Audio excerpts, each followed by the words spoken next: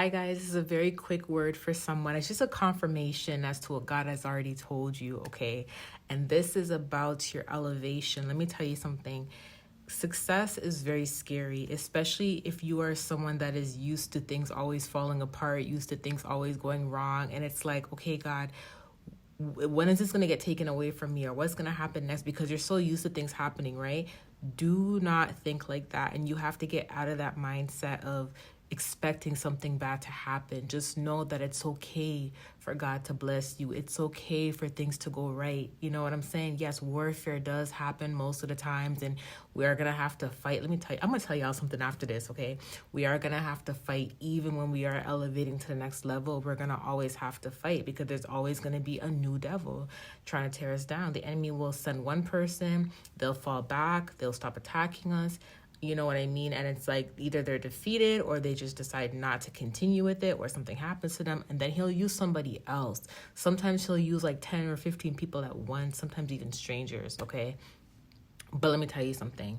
You cannot let that stop you. No matter what, you have to keep going. You have to keep the momentum going. You have to be consistent on your walk. You have to be consistent with your faith, consistent on your journey. Let me tell you something. Every day you wake up, right? You have something that you do in your routine that you do every single day. And you do this every day, whether you're happy, whether you're mad, whether you're stressed. It's something that you always do, okay? An example of that is, I'm not going to say eating, because sometimes when we're stressed, we don't eat.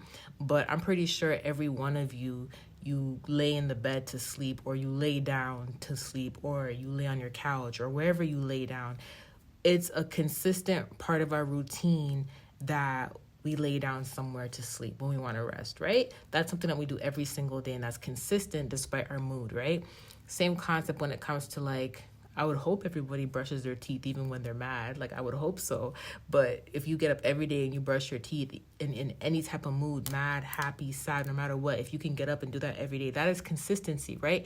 So that is the type of faith that you have to have. You have to have faith every single day, and you have to believe every single day. Just like when you do these other routines that you have to do on a daily basis, despite your mood, the same thing applies when it comes to your faith. You have to have so much faith that no matter what mood you're in, you're not going to doubt God. You're not going to doubt his plans for you. And that is how you're going to continuously move to the next level, to the next chapter of your life, okay? That is how you're always going to defeat the devil. God says, okay, if you believe, you will receive. Those who do not believe do not expect to receive anything from the Lord. It specifically says, if you do not believe, if you ask, God will give to you. If you ask for wisdom, he will give it to you without finding fault. But if you don't believe, he will not give you anything. Do you get what I'm saying? So that is what the devil tries to do. He tries to put doubt in you. What you don't understand is, just like every day when you get up and you have to be consistent with things that you have to do every single day, even like laying down, even putting on your shoes. These are things that you do almost every day, right? Unless you're not going outside and you're putting your shoes or whatever. But you get the point, right? If you can do this every day, you can have faith when it comes to God. You can have faith. You can pray every day. You can believe every day. Talk to God every day. I'm telling you right now, this is going to help with your elevation, okay? You have to always think that. Why is it every day I have so much faith, or I have so much belief in brushing my teeth every day? I have so much belief in getting into bed and laying down when I'm tired, but I don't have enough belief in God? Or I don't have enough belief in what God has told me when he is the creator of all these things? Do you see what I'm saying? Like, you really have to ask yourself this question. Like, why do you doubt? What's the point of doubting? What is causing you to doubt? The point of me saying this is that there is someone or some people or group of people who are literally about to walk into the next level of elevation. I talked to you guys about this message abundance 2 days ago. The Lord showed me a vision of an elevator. Okay, he showed me an elevator, and in the elevator was all these floors, all these buttons, right? I didn't see the floor number. But I did see that, actually, no, it wasn't a floor number. There was a bunch of floor numbers, but I was saying I didn't see the floor number because I only saw an arrow going up. But here's what he did. Instead of showing me the floor number, he showed me an arrow, right? But there was all the other floors had numbers. But this particular floor only had an arrow pointing up, right? That's why I said I didn't see the floor number on that specific button, because I didn't see it. But it makes sense because he only showed me the arrow. The arrow was lit up. So when I asked, I'm like, what does this mean? Going up, moving on up? And he confirmed it's moving on up. And I was supposed to post the word this morning, and I actually forgot about the word because I got so busy today. It's actually when I was about to come back in, I'm like, oh my gosh, the word. And I wrote it on my phone. I'm like, let me deliver this word before I get comfortable and stuff. But yeah, so please believe God. I'm telling you right now, believe God. Let me tell you something.